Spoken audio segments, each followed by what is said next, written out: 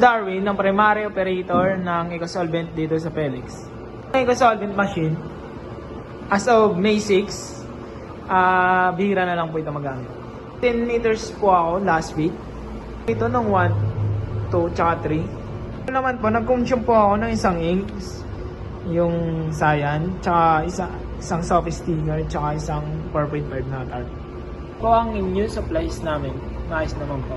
Naman po ang stock ng unused.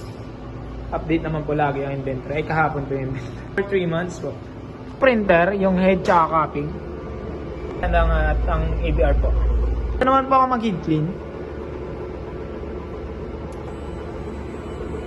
Yan, kailangan po nakaangat. Then check din po natin ito kung nagbabibrate yung dalawa.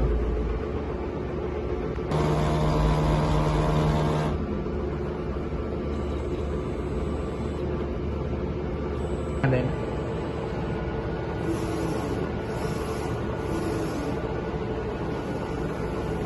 yun po, medyo may basag-basag lang po at may nakano. Pero naayos naman po yan. Ito po ang aking ink tank area. Ito po yan, dapat yun-check. Disposable ko po sa waste tank ay last week. Ito po yung printer every Wednesday, kaya malinis po ito.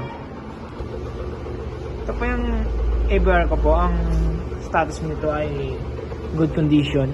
Naman po, ang hard disk sa level 5 po ay sakto lang. Nababalance ko naman po. Antivirus, USB blocker, deep freeze po ito para iwas virus. Nag-delete po ako last week ng 3 gig na file. Yun lang po, thank you.